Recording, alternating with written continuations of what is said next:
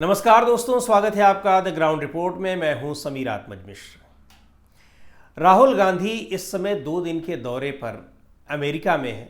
कल बोस्टन में उन्होंने भारतीय समुदाय के कुछ लोगों से बातचीत करते हुए ये कहा कि चुनाव आयोग पर उन्होंने एक बार फिर से निशाना साधा और कुछ उदाहरण देते हुए उन्होंने बताया कि कैसे पूरे सिस्टम को हाईजैक कर लिया गया है।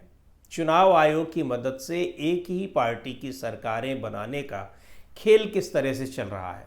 महाराष्ट्र का उन्होंने उदाहरण दिया और बताया कि 5:30 बजे तक जितने वोटर्स थे, उसके बाद 5:30 बजे से लेकर 7:30 बजे तक यानी 2 घंटे में करीब 60 लाख वोटर्स की संख्या बढ़ जाती।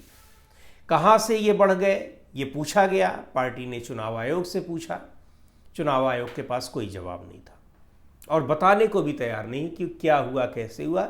सिरे से खारिज कर दे रहे हैं। तो उन्होंने कहा ये इस तरह की डेमोक्रेसी चल रही है और इसके खिलाफ विपक्ष लगातार संसद से लेकर चुनाव आयोग की चौखट से लेकर हर जगह इस मुद्दे को उठा रहा है, लेकिन कोई सुनवाई नहीं हो रही है। विपक्ष को एक लाइन का जवाब दे दिया जाता है कि सारे आरोप निराधार हैं, सारी शिकायतें निराधार हैं, किसी शिकायत में कोई दम नहीं है। लेकिन शिकायत में दम है क्योंकि बार बार उसके पुख्ता सबूत मिलते हैं। जब रिकॉर्डिंग कराई गई हरियाणा में भी और महाराष्ट्र में भी, ये भी राहुल गांधी ने कहा कि वहाँ हमने मांगा कि भाई आप रिकॉर्डिंग दिखा दीजिए क्योंकि हमारे जो आरोप हैं उसके हमारे पास पुख्ता सबूत हैं, और अगर आप सीसीटीवी की फुटेज दिखा देंगे, उस समय वहाँ जो कैमरे से निगरानी हो रही है उसमें सब कुछ दूध का दूध पानी का पानी हो जाएगा। दिखाया नहीं गया। उसके बाद कांग्रेस पार्टी कोर्ट में चली गई। कोर्ट में जब चली गई तो सीधे नियम ही बदल दिया गया कि ये इसको दिखाया नहीं जा सकता क्योंकि ये सीक्रेट चीज़ें हैं। मतदान के समय कौन सी सीक्रेट चीज़ हो रही है? ठीक है, गुप्त मतदान होता है, लेकिन उसकी कार्रवाई, उसकी जो प्रोसीडिंग है, जिस तरह से पूरी प्रक्रिया हो रही है, वो रिकॉर्ड में तो रखा जाएगा और कोर्ट अगर मांगेगा तो दिया जाएगा। लेकिन कह दिया गया कि कोर्ट में भी इसको नहीं दिखाया जाएगा, यानी उस कानून को ही बदल कर रख दिया गया। इसी चुनाव आयोग पर यह आरोप लग रहे हैं कि इसने हरियाणा में किस तरह से कांग्रेस पार्टी को हराकर भारतीय जनता पार्टी की सरकार बनवाई, कैसे महाराष्ट्र में जीतते हुए इंडिया गठबंधन को हरा दिया और भारतीय जनता पार्टी के नेतृत्व वाले एनडीए गठबंधन को किस तरीके से चुनाव में जीत दिला दी। महज 149 सीटों पर लड़ने वाली भारतीय जनता पार्टी 132 सीटों पर चुनाव वहां जीत जाती। कैसे ये संभव है? लेकिन इसको संभव कर दिखाया किसने? चुनाव आयोग ने। महाराष्ट्र में तो लगातार ये आरोप लगते रहे। कई गांवों में मॉक पोलिंग करा दी गई, यानी उन लोगों ने कहा कि ये जो मशीन से चुनाव हुए हैं, ईवीएम से चुनाव हुए हैं, ये फ्रॉड हैं, फर्जी हैं, क्योंकि हमारे यहाँ पूरे के पूरे गांव के लोगों ने बीजेपी को या एनडीए गठबंधन के दलों को वोट नहीं दिया है। उन्होंने मॉक पोलिंग करके इस बात को साबित भी किया गया, लेकिन चुनाव आयोग ने एक गांव में मॉक पोलिंग करने वालों के खिलाफ कार्रवाई की, लेकिन उसके बाद फिर कहीं कार्रवाई नहीं हुई और मॉक पोलिंग कई गांवों में हुई। हर जगह गांव के परिणाम इसी तरह से आए।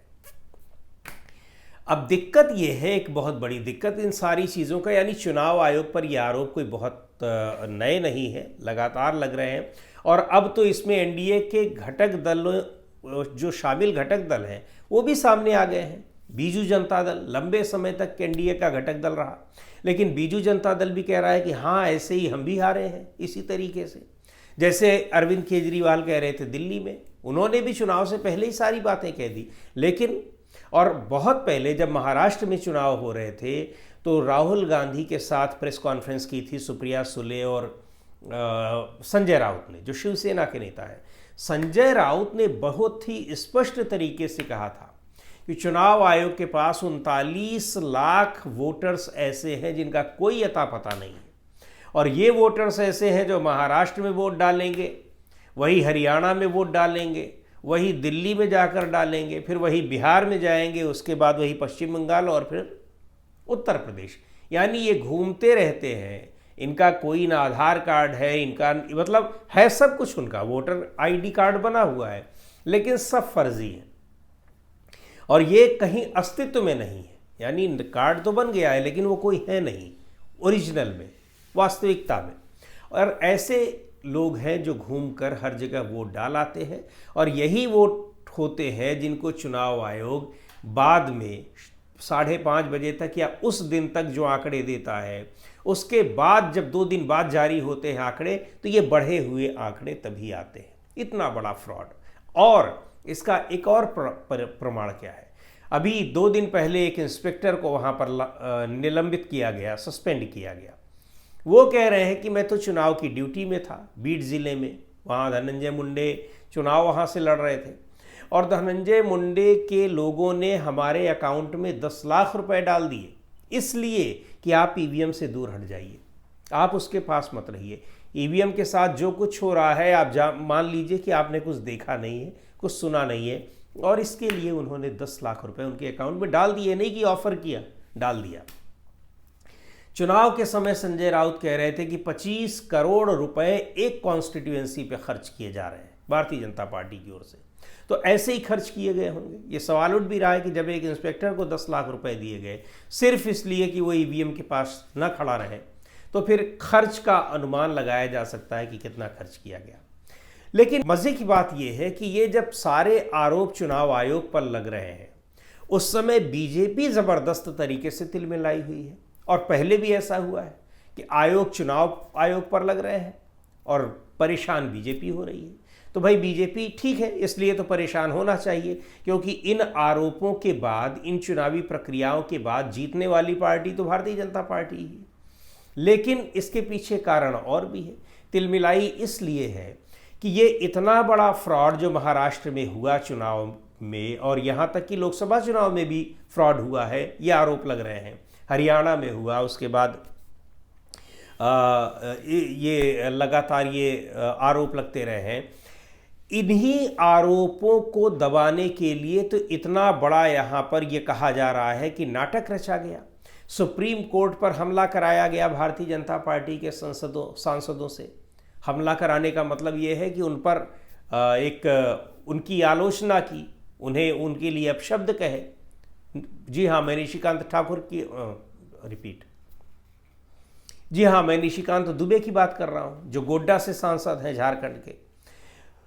वो जिस तरह से सुप्रीम कोर्ट पर आग उगल रहे हैं, इन सारी चीज, बहुत सारे मुद्दे यहां पर चल रहे हैं। उन मुद्दों को दबाने के लिए तो यहां मुद्दा, ये चुनाव आयोग पर जो भ्रष्टाचार के तमाम आरोप लग रहे हैं उसको दबाने के लिए तो इस मुद्दे को लाया गया। किसको? जो निशिकांत दुबे चुनाव आयोग पर और सुप्रीम कोर्ट पर जो आग उगल रहे हैं।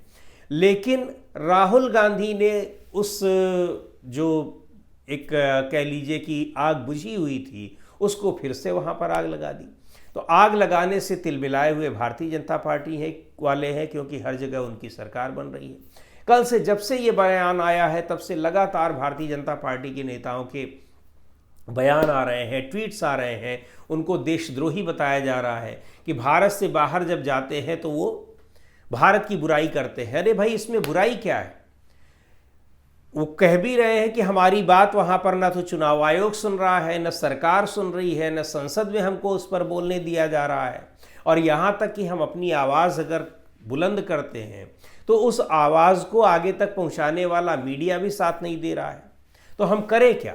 हमको जहां भी प्लेटफॉर्म मिलता है, जहां भी 10 लोग मिलते हैं, हम वहां इन बातों को शेयर करते हैं।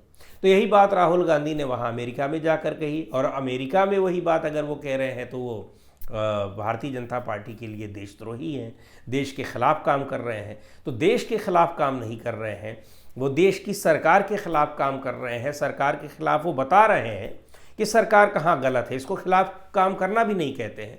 और दूसरी ओर संवैधानिक संस्थाएं अगर अपने दायित्वों का निर्वहन नहीं कर रही हैं, अपने दायित्वों से अलग जा रही हैं, वो सत्ता पक्ष के समर्थन में खड़ी दिखाई पड़ रही हैं, तो फिर आवाज़ उठाएगा कौन?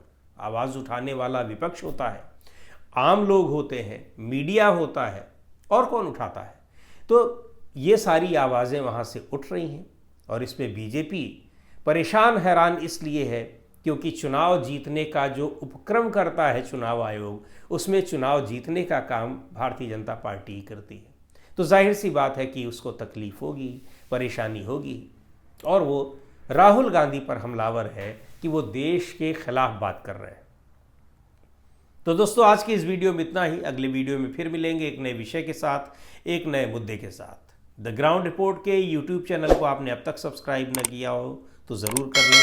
हमारे वीडियोस को लाइक करें, शेयर करें और अपने सुझाव भी हमें ज़रूर भेजें।